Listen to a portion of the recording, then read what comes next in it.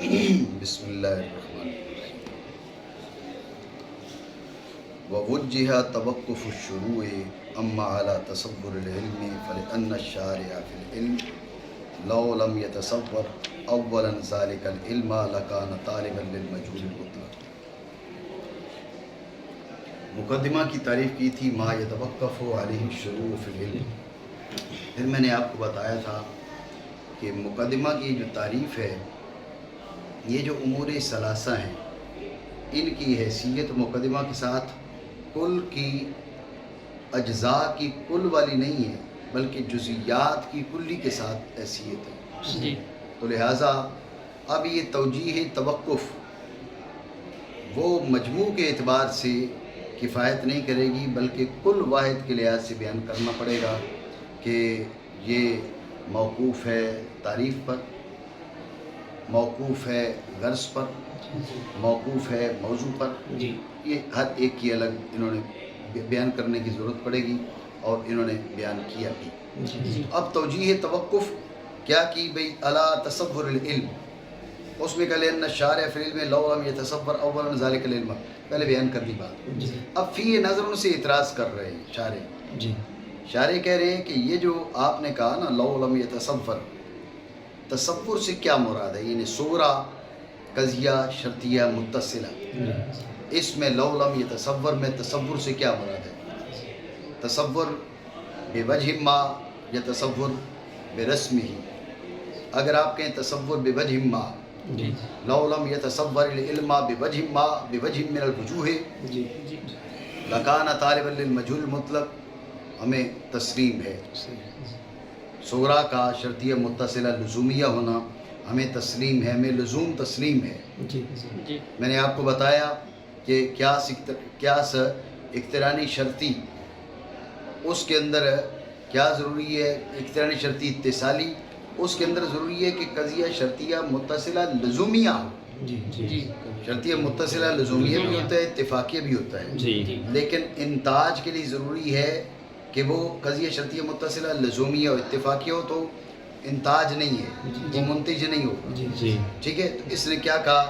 اس نے کہا کہ اگر آپ تصور کے معنی کرتے ہیں تصور بوجہ ما، اب اس کا متصلہ لزومیہ ہونا میں تسلیم ہے۔ لم يتصور بوجہ من الوجوہ لکان طالبا للمجہول المطلق، ہمیں یہ تسلیم ہے۔ لیکن نتیجہ کیا نکلے گا؟ نتیجہ یہی نکلے گا کہ بھئی تصور بوجہ ما ضروری ہے، تصور بوجہ ما واجب ہے، لیکن آپ کا دعویٰ تو یہ نہیں تھا۔ دعویٰ کیا تھا؟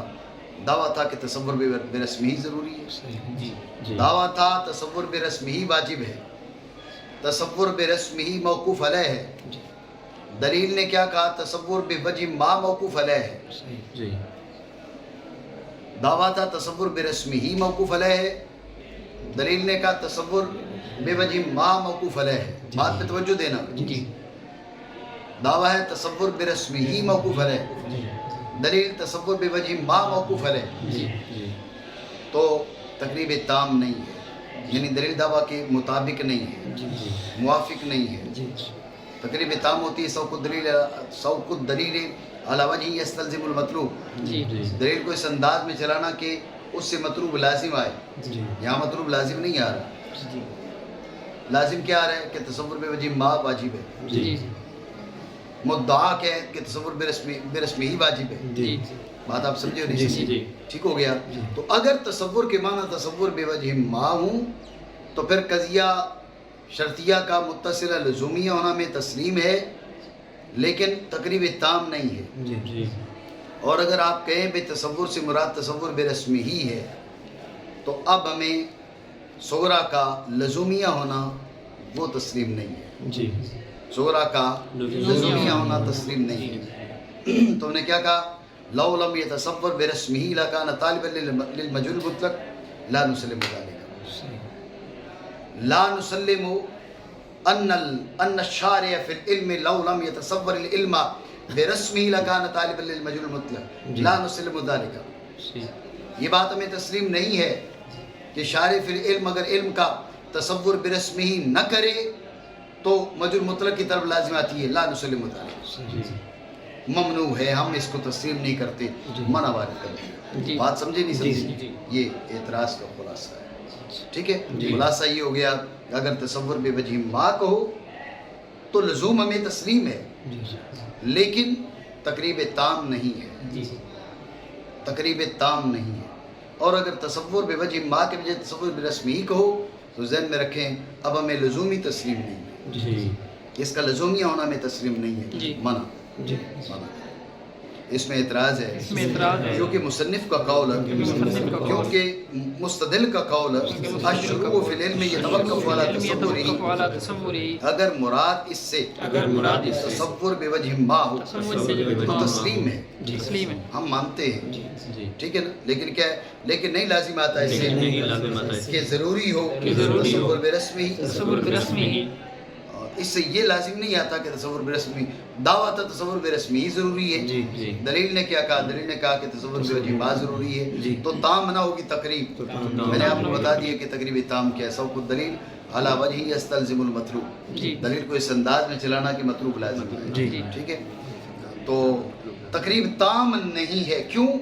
کیونکہ مقصود یہ نہیں ہے، اس چیز کا بیان نہیں ہے، مقصود اس چیز کا بیان نہیں ہے کہ کتاب کی ابتدا میں تصور بے رسمی ہی ضروری ہے، مقصود اس کا بیان نہیں ہے۔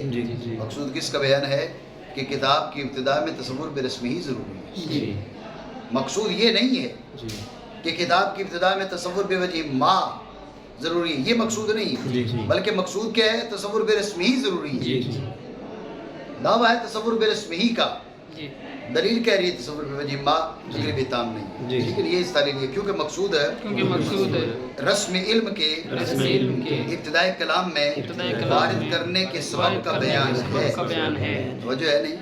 اور اگر ارادہ کرے اس سے تصور بے رسمی کا، یعنی لو لم یتصور العلم برسمی، یہ ارادہ کرے تو نہیں تسلیم کرتے آپ، کہ اگر نہ ہو علم متصور بے رسمی لازم آئے گی مجہول مطلق کی طرف، یہ بھی تسلیم نہیں ہے، یہ لازم آتا ہے اگر نہ ہو علم متصور ہے بے وجہ من الوجوہ، بالکل کسی لحاظ سے علم کا تصور نہیں ہے، حتیٰ کہ یہ بھی تصور نہیں ہے کہ اس کا فلاں نام ہے، یہ بھی تصور نہیں کہ اس کتاب کے اندر ہے، کوئی بھی کسی طرح سے بھی اس کا کوئی تصور نہیں ہے، تو پھر تو طلب مجہول تک لازم آتی ہے۔ لیکن اگر اتنا پتہ چل جائے نا اس کتاب کے مندرجات نام کیا ہے، اتنی بھی خبر نہ ہو، اس فن کا نام کیا ہے، اس علم کا نام کیا ہے، اتنی بھی خبر نہ ہو، اتنا پتہ ہو کہ اس کتاب کے مندرجات، اچھا اتنا پتہ ہو جو استاد پڑھانے لگا ہے، یہ بھی تصور بے وجہ ما ہے، جو استاد پڑھانے لگا ہے، جس کا یہ پیریڈ آ گیا ہے، بات سمجھے نہیں؟ تو تصور بے وجہ ما ہو جائے تو طلب مجہول مطلق لازم نہیں آتی، طلب مجہول مطلق کب لازم آتی ہے؟ جب سرے سے ہی متصور نہ ہو، وَذَلِكَ ممنون، یہ ہم تسلیم نہیں کرتے کہ سرے سے اس کا تصور ہی نہیں ہے، جب کتاب کھولی تو اتنا تو تصور تو حاصل ہو گیا کہ بھئی جو اس کتاب کے مندرجات اور وہ ممنوع ہے، بات آپ سمجھے نہیں؟ یہ خلاصہ ہے اعتراض۔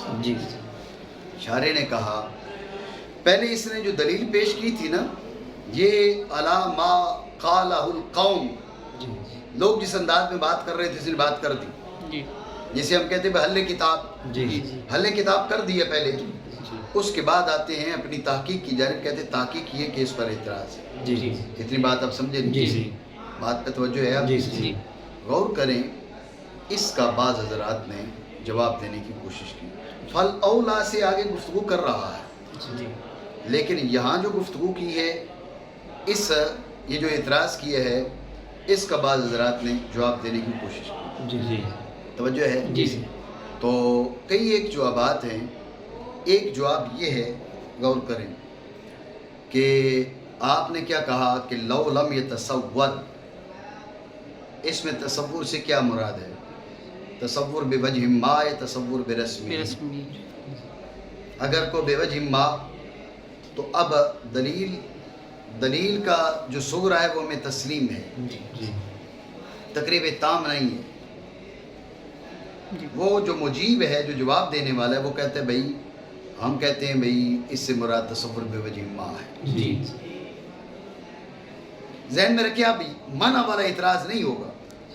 کیا منع وارد کرتے ہیں کیا کہ بھئی یعنی صغرا کا متصل لزومیہ ہونا میں تسلیم نہیں ہے، یہ والا اعتراض نہیں. اب یہ اعتراض ہے کہ تقریب تام نہیں ہے.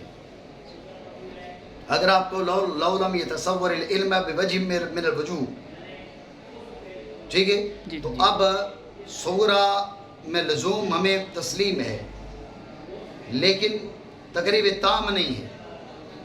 مجیب کہتا ہے کہ تصور سے مراد تصور بے وجہ ما. اس نے کہا جی تقریب تام نہیں ہے. مجیب کہتا ہے نہیں، تقریب تام بھی ہے. تم بتاؤ نتیجہ کیا نکلا؟ مجیب کہہ رہا ہے نتیجہ کیا نکلا؟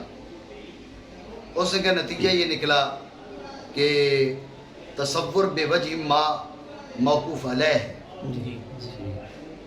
تمہارا دعویٰ ہے تصور بالاسم ہی موقوف علیہ ہے.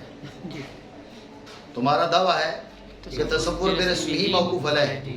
نتیجہ نکلا کہ تصور بے وجہ ما موقوف علیہ ہے. توجہ ہے نہیں؟ تو تقریب تام نہیں ہے. مجیب کہتے ہیں اتنا جواب اتنا تو حاصل ہوا نا، اتنا تو تم بھی مان رہے ہو کہ دلیل یہ ثابت کر رہی ہے کہ تصور بے وجہ ما ضروری ہے. بات پہ دھیان دو. تصور بے وجہ ما موقوف علیہ ہے، یہ مان رہے ہو نہیں مان رہے ہو؟ اس سے کہا یہ تو مان رہے ہیں، دلیل یہ ثابت کر رہی ہے. غور کریں، مجیب کہتا ہے تصور بے وجہ ما یہ عام ہے، اور عام کا تحقق کسی فرد خاص کے ضمن میں ہوتا ہے. عام کا تحقق بغیر فرد خاص کے ضمن کے عام کا تحقق ہو ہی نہیں سکتا. توجہ ہے نہیں؟ یہاں حیوان کا پایا جانا ضروری، یہ ثابت ہو جائے. اب حیوان لازمی طور پہ یا انسان کے ضمن میں ہوگا، یا گھوڑے کے ضمن میں ہوگا، یا ہاتھی کے ضمن میں ہوگا، یا شیر کے ضمن میں ہوگا. بات سمجھو؟ تو لازمی طور پہ وہ حیوان جو عام ہے وہ کسی خاص کے ضمن میں ہوگا. اسی طرح انسان عام ہے، وہ اشخاص میں سے کسی کے ضمن میں ہوگا. بھائی عباس ہے، فاروق ہے، کسی کے ضمن میں متحقق ہوگا. بات سمجھے نہیں؟ تو ثابت یہ ہوا کہ تصور بے وجہ ما ضروری. بات پہ دھیان دینا. ثابت یہ ہوا کہ تصور بے وجہ ما ضروری. تصور بے وجہ ما اپنے تحقق میں فرد خاص کا محتاج،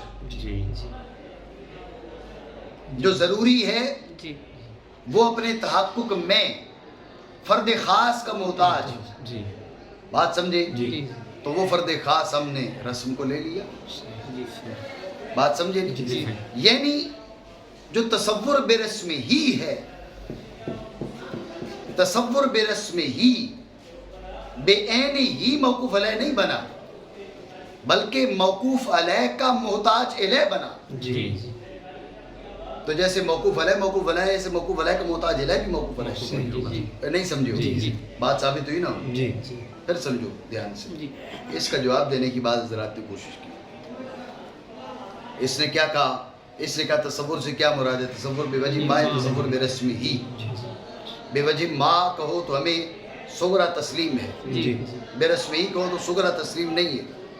اس نے اٹھ کے کہا جی بے وجہ ما، تو اس نے کہا صغرا تسلیم ہے. لو لم یتصور العلم بے وجہ ما لکان طالبا للمجهول مطلق.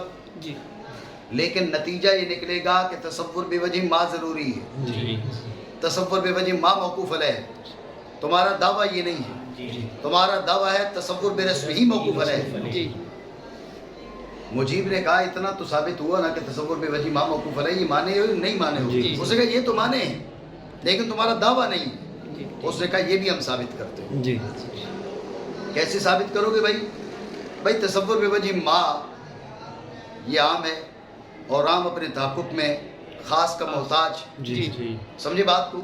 عام ذہن میں رکھیں، بغیر کسی خاص کے عام متحقق ہو ہی نہیں سکتا. عام اپنے تحقق کے لیے خاص کا محتاج. بات سمجھے نہیں؟ عام اپنے تحقق کے لیے خاص کا محتاج.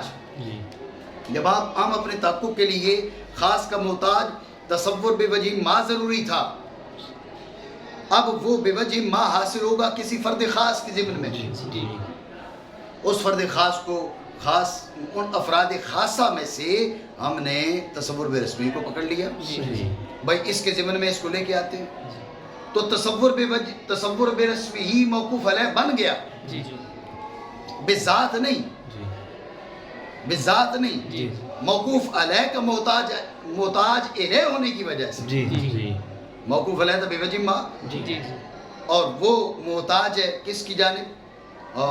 خاص کی جانب، تو یہ موقوف علیہ کا محتاج الیہ، موقوف علیہ خود بھی موقوف علیہ، اس کا محتاج الیہ بھی موقوف علیہ، بات سمجھے ہو نہیں؟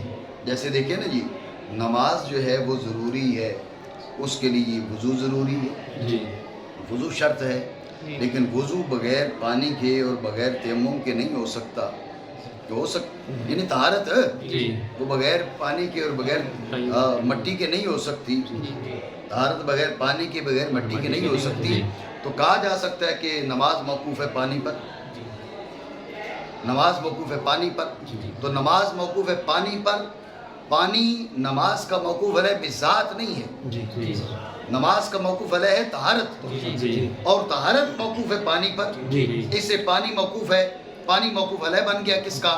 نماز کا، مٹی جو ہے نا موقوف علیہ بن گئی نماز کی، بذات نہیں، بلکہ جو حقیقی طور پہ موقوف علیہ تھا وہ اس کی جانب محتاج ہے، یہ پانی یہ مٹی، بات سمجھو نہیں؟ یہ بات آ گئی صحیح، تو بات ثابت ہوئی نہ ہوئی؟ ٹھیک ہے، لیکن یہ جو جواب دیا، جواب تو سمجھ آ گیا ہے نا، ایسے نہ ہو بھائی اگلی بات کریں تو یہ جواب میں گڑبڑ ہو جائے جی۔ تو مسئلہ یہ ہے کہ جب یہ جواب آپ کے ذہن میں آ گیا، بھائی جواب کا حاصل یہ ہے کہ تصور سے مراد تصور بے وجہ ما، اور تصور بے وجہ ما چونکہ عام ہے، اس کا تحقق کسی خاص کے ضمن میں ہوگا، اور وہ خاص کیا ہے؟ ہم نے رسم کو لے لیا، تو لہٰذا تصور بے رسم ہی موقوف علیہ ہوا، لیکن بذات نہیں، موقوف علیہ کا محتاج علیہ ہونے کی وجہ سے، وجہ ہے۔ تو اب معترض کہہ سکتا ہے، پھر معترض اٹھ کے آ گیا، اس نے کہا بھئی حقیقی طور پہ موقوف علیہ تو تصور بے وجہ ما ہے نا، ہم نے کہا ٹھیک ہے، اس نے کہا تصور بے وجہ ما جیسے رسم سے حاصل ہو سکتا ہے اور بھی بہت ذریعوں سے حاصل ہو سکتا ہے، تو تم خاص اس کو موقوف علیہ کیوں کہہ رہے ہو؟ نہیں سمجھو تو جو ہے یہ سوال کر سکتا ہے نا معترض، بھئی اصل موقوف علیہ کا کیا ہے؟ بھئی ہم نے کہا تصور بے وجہ ما، اس نے کہا بے وجہ ما رسم سے حاصل ہو سکتا ہے، ہم نے مانا، ارے اور بہت سے ذرائع ہیں ان سے وہ حاصل ہو سکتا ہے، تو تم خاص اس کو کیوں موقوف علیہ کہہ رہے ہو؟ بے رسمی کو، اصل موقوف علیہ بے وجہ ما ہے، وہ بے رسمی کے ضمن میں آ سکتا ہے، فلاں کے ضمن میں آ سکتا ہے، فلاں کے ضمن میں آ سکتا ہے، تم باقیوں کو چھوڑ کے اس کو کیوں کہہ رہے ہو یہ موقوف علیہ؟ اعتراض بنا نہیں؟ تو مجیب کہے گا بات یہ ہے کہ مطلوب کو جانے والے دو راستے ہوں، تو چلنے والے کو اختیار ہے نا کہ بھئی کسی کا انتخاب کر لے، اور ایک ہی کا انتخاب کرے گا، دو پر کیسے چلے گا؟ اسے جو ٹھیک لگتا ہے، جو آسان لگتا ہے، سہولت جس پہ محسوس ہوتی ہے اس کو اختیار کرے گا، اور وہ کہہ سکتا ہے کہ مطلوب تک پہنچنا اس پر موقوف ہے، اس راستے پر نہیں کہہ سکتا، یعنی مطلوب تک پہنچنا راستے پر موقوف تھا، پھر راستے 3-4 تھے، ان میں سے کسی ایک کے ذریعے اس نے جانا تھا، وہ فاعل مختار ہے، وہ اختیار کر سکتا ہے میں نے اس پہ جانا ہے، اس پہ جانا ہے، یا فلاں پہ جانا ہے، بات سمجھے؟ تو جس کا انتخاب کرے گا وہ موقوف علیہ بالتعیین بن جائے گا، بات سمجھے ہو نہیں؟ تو یہ بات درست ہے کہ اصل جو موقوف علیہ ہے وہ تصور بے وجہ ما ہے، اور یہ بھی درست ہے کہ بے وجہ ما وہ کئی امور کے ضمن میں متحقق ہو سکتا ہے، لیکن فاعل مختار کو اختیار ہے کہ ان میں سے کسی ایک کی نشاندہی کر لے، ٹھیک ہے نا؟ تو انہوں نے کس کی نشاندہی کر لی؟ انہوں نے تصور بے رسمی کی کر لی، تو لہٰذا یہ موقوف علیہ کا محتاج علیہ بن گیا، لہٰذا یہ کہا جا سکتا ہے کہ مقدمہ کے جو علم میں شروع ہونا وہ موقوف ہے تصور بے رسمی ہی پر، لیکن بذات نہیں، اس حیثیت سے کہ بے وجہ ما اس کے ضمن میں متحقق ہے، بات پتہ نہیں سمجھے؟ ٹھیک ہو گیا؟ یہ ہم نے جواب دے دیا جو اعتراض شارح نے کیا تھا اس کا جواب ہو چکا. ٹھیک ہو گیا. جی. اب آگے چلتے ہیں اس بات کی طرف جو شاعر نے خود کی. یہ معنی کر لیں, مزید جو ما قبل معنی کی دوبارہ معنی کریں. یہ عبارتی فوائد میں آپ کو بتا تو معنی کریں. اور اس میں اعتراض ہے کیونکہ مستدل کا قول الشروع فی العلم یتوقف علی تصورہ. اگر ارادہ کرے اس سے تصور بے وجہ ما کا تسلیم ہے. یعنی اب ہمیں صغرا کا لزوم تسلیم ہے. صغرا کا لزومیہ ہونا میں تسلیم ہے, لیکن نہیں لازم آئے گا اس سے کہ ضروری ہو اس کا تصور بے رسم ہی, تو تقریب تام نہیں. ٹھیک ہے نا, تقریب تام نہیں. کیوں تقریب تام نہیں؟ اس طرح لیے میں پہلے آپ کو بتا چکا, کیونکہ مقصود علم کی رسم کو وارد کرنا ہے. جو ہے سوال یہ ہے کہ آپ نے کہا بیان و سبب ایراد رسم العلم. رسم علم یہاں پر نہیں وارد کریں بلکہ رسم منطق. بات سمجھے نہیں؟ یہاں پر کس چیز کو لانا ہے؟ رسم منطق. آپ کیا کہہ رسم علم؟ یہاں پر اس بات کا بیان مقصود ہے کہ رسم علم اور رسم منطق موقوف علیہ ہے. یہ بیان مقصود ہے. آپ کہہ رہے ہیں رسم علم کا بیان مقصود ہے. اعتراض بنا نہیں؟ اس کا جواب یہ ہے کہ علم سے مراد منطق ہی ہے. علم سے مراد کیا ہے؟ یعنی علم سے مراد الف لام جو ہے نا وہ برائے عاد خارجی علم جو ما قبل میں مذکور ہو چکا وہ کون سا ہے؟ علم منطق. یعنی سبب و ایراد رسم المنطق. سبب و ایراد رسم المنطق. بات سمجھو نہیں؟ ٹھیک ہے, کیونکہ مقصود علم یعنی علم منطق کی رسم کو وارد کرنے کا ایک سبب کا بیان ہے کلام کی ابتدا میں. کلام کی ابتدا میں کلام سے اشارہ کر دیا کس بات کی طرف کہ بھئی یہ مقدمۃ الکتاب. ہم کو پہلے بتا دیے میں نے مقدمۃ الکتاب ہے. جب یہ مقدمۃ الکتاب ہے تو کلام کی یہ کلام سے اس کی طرف اشارہ کیا, کیونکہ مقدمۃ جو علم ہے وہ طائفۃ من المعانی ہے. مقدمۃ الکتاب جو ہے وہ طائفۃ من الکلام ہے. بات سمجھے؟ فی مفتح الکلام اشارہ کر دیا کہ یہ مقدمۃ الکتاب ہے. کلام کی ابتدا میں, اور اگر اس سے ارادہ کرے تصور برسمی کا تو ہمیں تسلیم نہیں ہے کہ اگر علم تصور نہ ہو برسمی لازم آئے گی وجود مطلق کی طلب. یہ وہی جو صغرا تھا. ٹھیک ہے نا, یہ بتا دیا بھئی کس پہ ہمارا منع ہے. منع وارد کیا جاتا ہے اس میں مقدمہ کی تعین ہوتی ہے. صغرا ہے کبرا ہے کس پر منع ہے, تو اب یہ اشارہ کر دیا کہ بھئی یہ ہمارا منع کس پر ہے, وہ صغرا پر ہے. ٹھیک ہے, یہ لازم آتا ہے. انما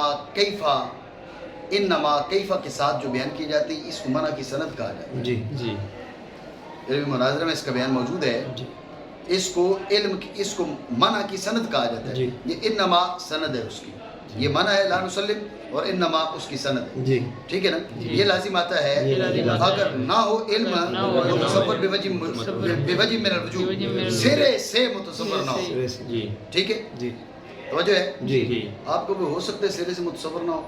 اس نے کہا وہ ممنوع, ہمیں یہ بھی تسلیم نہیں کہ سرے سے متصور نہیں ہے. میرا نام پتہ چل جائے تو کچھ نہ کچھ تصور آ جاتا ہے. کتاب پتہ چل جائے اس کتاب میں جب بھی کوئی نہ کوئی تصور آ جاتا ہے. یہ پتہ چل جائے فلاں ادارے میں پڑھایا جا رہا ہے جب بھی تصور حاصل ہو جاتا ہے. یہ پتہ چل جائے یہ استاد پڑھا رہا ہے جب بھی تصور بے وجہ حاصل ہو جاتا ہے. لہٰذا ہمیں یہ بات تسلیم نہیں ہے کہ جب تک تصور بے رسمی ہی حاصل نہیں ہوگا تو تصور بے وجہ ما بھی حاصل نہیں ہوگا. لا نسلم. توجہ ہے؟ تو جواب آپ کو بتا دیا, لیکن شاعر نے اور انداز اختیار کیا. شاعر نے کہا بہتر کیا ہے آپ دعویٰ بدل لو. دعویٰ بدل لو. سمجھے بات کو؟ ذہن میں رکھیں جب منع وارد کیے جاتے ہیں تو اب یا تو دلیل بدلنا پڑتی ہے. اچھا, یا تو آپ مقدمہ پر دلیل پیش کرتے ہیں. ذہن میں رکھیں اس نے جس مقدمہ پر دلیل کا مطالبہ کیا آپ دلیل پیش کرتے ہیں. دلیل آپ کے پاس نہیں ہے تو دلیل بدلیں گے. مقدمہ پر دلیل نہیں ہے آپ کے پاس تو پھر جو دلیل پہلے پیش کی تھی اس کو بدل لیں گے. وہ بھی نہیں ہے آپ کے پاس تو پھر آپ کو دعویٰ بدلنا پڑتا ہے. تو شاعر کہہ رہے دعویٰ بدلنا. بات سمجھے نہیں؟ دوبارہ سمجھیں. جب آپ نے دعویٰ پر دلیل پیش کی، تو اب اس دلیل کے مقدمہ پر جب منع وارد ہوتا ہے تو اس مقدمہ پر جو منع وارد ہوا اس مقدمہ پر دلیل پیش کریں گے، اور اگر مقدمہ پر دلیل نہیں پیش کر سکے تو دعویٰ پر دوسری دلیل پیش کریں گے، وہ بھی نہیں پیش کر سکے تو اب دعویٰ بدلیں گے۔ شارح کہہ رہے دعویٰ بدلیں، دعویٰ بدلیں۔ کیسی بات پہ دھیان دینا؟ پہلا دعویٰ یہ ہے کہ تصور برسمہ شروع فی العلم کا موقوف علیہ ہے۔ تصور برسمہ شروع فی العلم کا موقوف علیہ ہے، پہلا دعویٰ یہ ہے۔ اب آپ دعویٰ بدل لیں کہ تصور برسمہ وہ واجب ہے تاکہ وہ موجب بصیرت فی شروع ہو۔ تصور برسمہ واجب، تصور برسمہ شروع فی العلم سے پہلے واجب ہے، کیوں؟ تاکہ وہ موجب بصیرت فی شروع ہو۔ دونوں دعووں میں فرق سمجھو، دونوں دعووں میں فرق یہ ہے کہ پہلا دعویٰ ہے کہ شروع فی العلم موقوف ہے تصور برسمہ پر، یہاں توقف کے معنی ہے لو لاہ لم تنع، لو لاہ لم تنع، یعنی اگر تصور برسمہ ہے تو شروع فی العلم ہو سکتا ہے، اور تصور برسمہ نہیں ہے تو شروع فی العلم نہیں ہو سکتا۔ اب توقف کے یہ معنی ہے۔ دوسرا، اب جو دعویٰ انہوں نے کیا ہے یہ بمعنی لو لاہ لم تنع نہیں ہے، بلکہ اذا وجدا فوجدا، اذا وجدا فوجدا۔ بھائی ضروری ہے، تصور برسمہ ہی ضروری ہے، تصور برسمہ ہی ہوگا تو بصیرت فی شروع ہوگی، اگر نہیں ہوگا تو ہم اس کی نفی نہیں کر رہے۔ لو لاہ لم تنع والی بات نہیں ہے، تصور برسمہ ہی نہیں ہے تو شروع فی العلم نہیں ہو پائے گا، یہ ہم نہیں کہہ رہے۔ دونوں دعووں میں فرق سمجھے نہیں سمجھے؟ میں نے آپ کو بتایا کہ جو مناظرہ ہے اس میں مراحل ہیں، پہلے مرحلے میں آپ کی کیا ذمہ داری ہے، دوسرے میں کیا ذمہ داری ہے، اور تیسرے مرحلے میں آپ کی کیا ذمہ داری ہے، کس انداز میں بات کو آپ نے آگے بڑھانا ہے۔ آپ نے دلیل پیش کی، منع وارد ہوا تو اب آپ کی ذمہ داری ہے جس مقدمے پر منع وارد ہوا اس مقدمے پر دلیل پیش کریں۔ آپ کے پاس نہیں ہے دلیل، آپ پھر دعویٰ پر دوسری دلیل پیش کریں جس پر منع وارد نہ ہو سکے، وہ بھی نہیں ہے تو اب دعویٰ بدلیں۔ ٹھیک ہے، یہ دعویٰ بدلیں۔ تو شارح کا مشورہ یہ ہے کہ دعویٰ بدلیں۔ دعویٰ کیا کریں؟ انہوں نے کہا دعویٰ یہ کریں کہ آپ کہیں کہ تصور برسمی ضروری ہے، شروع فی العلم سے پہلے تصور برسمی ضروری ہے، کیوں؟ قال یکون الشارع فیہ علی بصیرت فی شروع، تاکہ شارع کیا ہو جب شروع کر رہا ہو تو اسے سوجھ بوجھ ہو۔ تو میں نے آپ کو بتایا کہ دونوں دعووں میں فرق سمجھے۔ دونوں دعووں میں فرق کیا ہے؟ پہلے دعویٰ میں توقف بمانا لو لاہ لم تنع ہے، یعنی شروع فی العلم موقوف ہے، شروع فی العلم موقوف ہے کس پر؟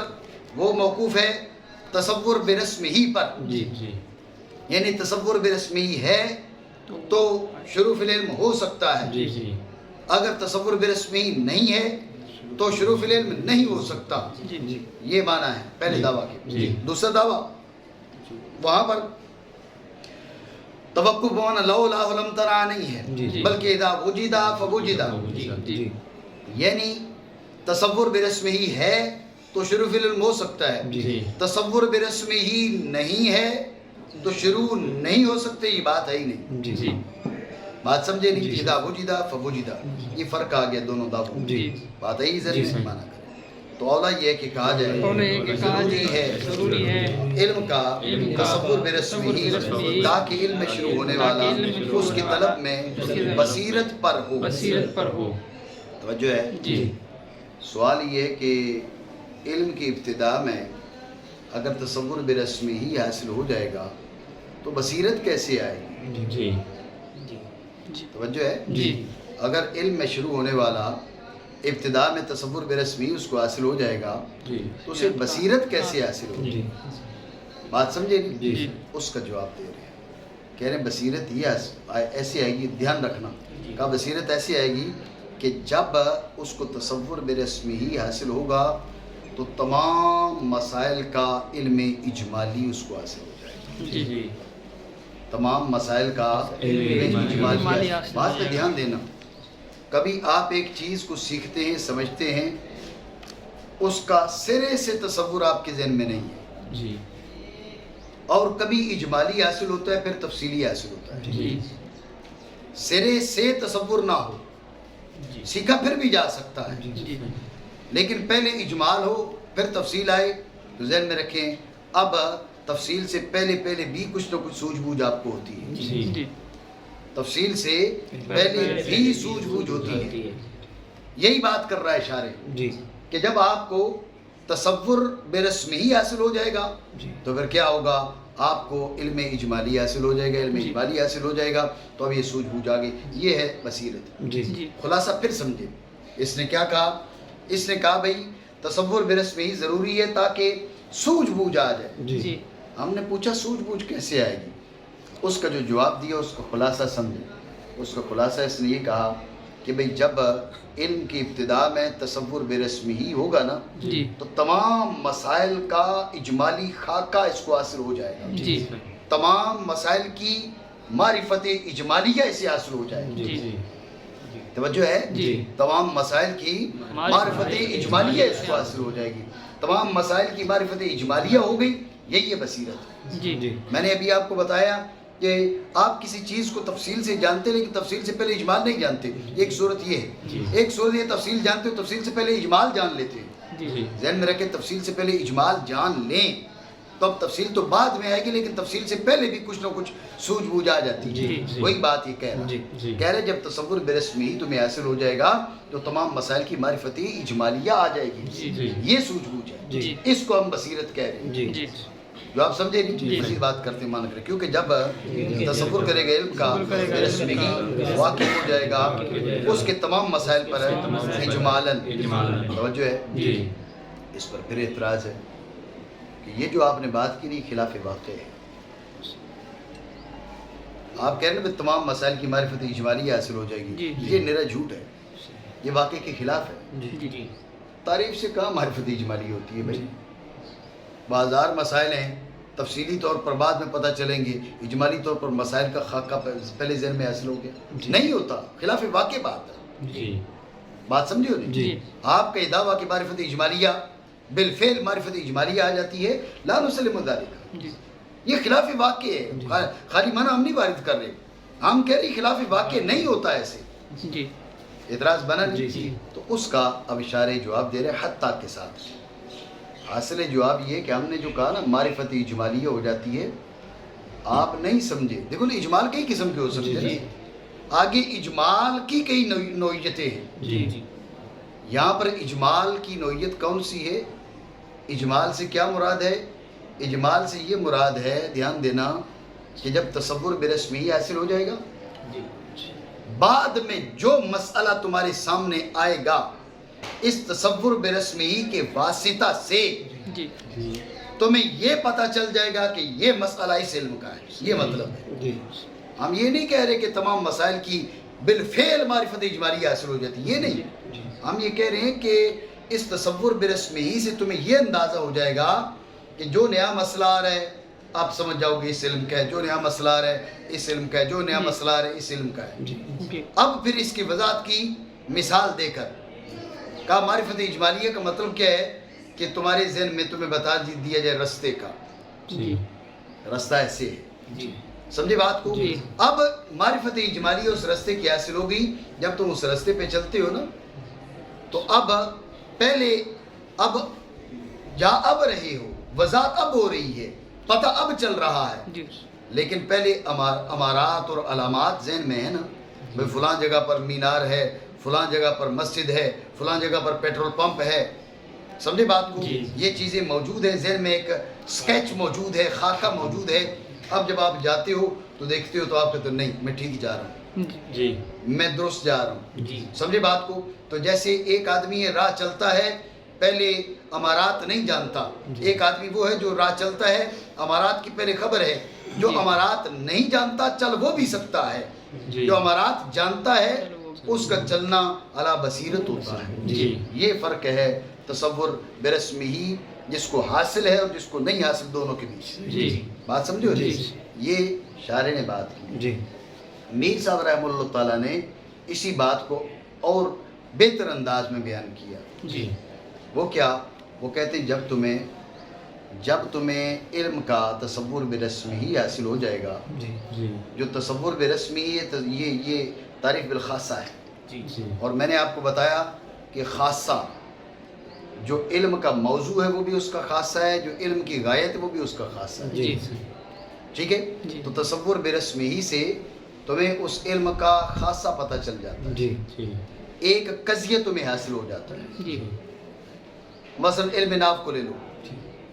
کلو مسئلۃ لہا مدخل فی معرفت الاعراب والبناء فہی من مسائل النحو.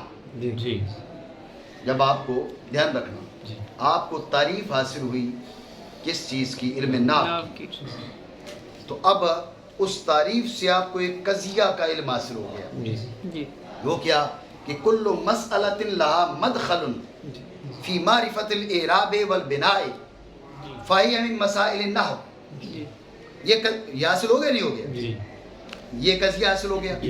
اب ذہن میں رکھیں کہ جو مسئلہ آپ کے سامنے آ رہا ہے، ذہن میں رکھیں جب جو مسئلہ آ رہا ہے اور اس کو کیا ہے دخل ہے معرفت اعراب و بنا میں، اس قضیہ، یہ قضیہ تمہارے پاس معیار ہے. کل مسئلۃ لہا مدخل فی معرفت الاعراب والبناء فہی من مسائل النحو. یہ تمہارے پاس معیار ہے.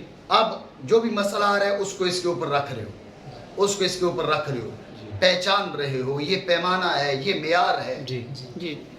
اس کے ذریعے آپ جان سکتے ہو کہ وہ ناو کا مسئلہ ہے نہیں ہے. اور نہیں سمجھ رہے ہو وہ ناو کا مسئلہ ہے یا نہیں، یہ پتہ چل سکتا ہے. اس کا طریقہ یہ ہے کہ آپ اس سے کیا بناؤ؟ اس سے صغرا بناؤ. اس کو کبرا بناؤ. یہ جو قضیہ آپ کو حاصل ہوا ہے اس سے صغرا بناؤ. آپ کیسے کہو؟ مثلا کل فاعل مرفوع، کل فاعل مرفوع ہی مسئلۃ لہا مدخل فی معرفت الاعراب والبناء. کل فاعل مرفوع ہی مسئلۃ لہا مدخل فی معرفت الاعراب والبناء وکل مسئلۃ لہا مدخل فی معرفت الاعراب والبناء فہی من مسائل النحو. ٹھیک ہے؟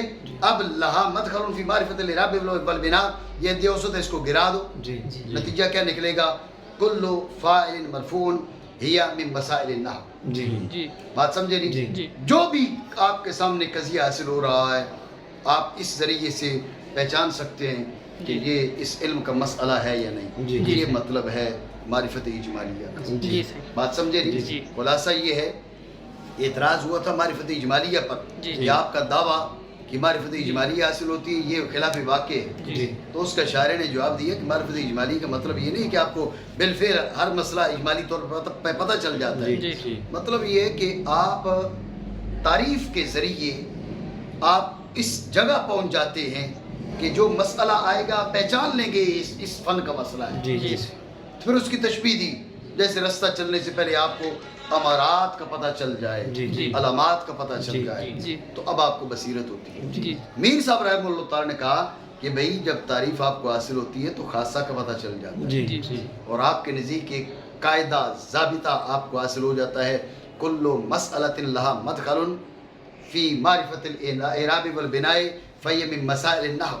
کل مسئلۃ لہا مدخل فی عصمت الخطأ عن الفکر فہی من مسائل المنطق. سمجھے بات کو؟ تو اس طرح ہر ایک علم کی جب تعریف آپ کو حاصل ہوگی ایک قضیہ حاصل ہو جائے گا. منطق میں کیا؟ کل مسئلۃ لہا مدخل فی العصمت عن الخطأ فی الفکر فہی من مسائل المنطق. اب جو بھی قضیہ آپ کے سامنے آ رہا ہے آپ سمجھ رہے ہیں کہ اس کو دخل ہے تو لہٰذا اس کو معیار بنائیں. اور معیار بنانے کے طریقے میں نے آپ کو بتایا، اس قضیہ کو صغرا کا موضوع بنا لیں. اس قضیہ کو صغرا کا موضوع بنا دیں اور محمول کیا بنائے؟ لہا مدخل فی، یہ اس کا جو خاصہ جو تھا اس کو ادھر جوڑ دیں. جیسے میں نے کہا کل فاعل مرفوع ہی مسئلۃ لہا مدخل فی معرفت الاعراب والبناء وکل مسئلۃ لہا مدخل فی معرفت الاعراب والبناء فہی من مسائل النحو. نتیجہ کیا نکلے گا؟ فکل فاعل مرفوع یہ مسئلۃ من مسائل النحو. جی جی بات سمجھو. جی یہ مطلب ہے معرفت اجمالیہ. جی ٹھیک ہے. جی حتیٰ کہ ہر مسئلہ اس علم سے جو وارد ہوتا ہے اس شارع پر یعنی شارع فی العلم پر جان جاتا ہے وہ اس علم سے ہے. یہ مطلب ہے. یہ مطلب نہیں ہے کہ معرفت اجمالی بھی بالفعل سارے مسئلے پتہ چل جائیں گے اس کو. جیسا کہ جو شخص ارادہ کرے کسی ایسے رستے کو چلنے کا جس کا اس نے مشاہدہ نہ کیا ہو لیکن پہچان تو اس کے علامات ہے تو وہ اس کو چلنے میں بصیرت پر ہوتا ہے. یہ گفتگو مکمل ہو گئی. لیکن ایک سوال باقی ہے کہ شارع نے اعتراض کیا. شارع نے کہا یہ جو تم نے بات کی یہ ٹھیک نہیں ہے. جی تو الاولا کا بھی دعویٰ بدل لو. بہتر یہ دعویٰ بدل لو. جی جی دیکھو نا بہتر یہ دعویٰ بدل لو کا مطلب کیا نکلتا ہے کہ بھئی دعویٰ نہ بدلو تب بھی کام چل جائے گا. جی بہتر یہ کہ دعویٰ بدل لو. جی جی تو مطلب کیا ہوا کہ دعویٰ نہ بھی بدلو تو جب بھی کام چل جائے گا. جی الاولا نہیں کہنا چاہیے صواب کہنا چاہیے. جی الاولا سے یہ معلوم ہوتا ہے کہ دعویٰ نہ بھی بدلو تو جب بھی کام چل جائے گا. جی اعتراض بنا نہیں. جی اس کا جواب یہ ہے کہ شارع نے اسی جواب کی طرف اشارہ کیا ہے جو ہم پہلے دے چکے ہیں. جی بھئی وہ جواب بن سکتا ہے جی جو الاولا کی تقریر سے پہلے جواب دیا تھا جی کہ بھئی صغرا میں تصور سے مراد تصور بے وجہ ما ہے جی اور اس کا تحقق تصور برسبی کی ضمن میں ہے. تو یہ الاولا کہہ کر اشارہ کر دیا بہتر یہ تم دعویٰ بدل لو تاکہ جھگڑے ختم ہو جائیں. باقی دعویٰ نہیں بدلتے دعویٰ وہ بھی رکھو تو بات بن جائے گی. جی. اس لیے الاولا کہا اسواب نہیں کہا. جی اسواب کہتا تو اس کا مطلب تھا کوئی اور گنجائش ہی نہیں ہے. جی نہیں سمجھو. جی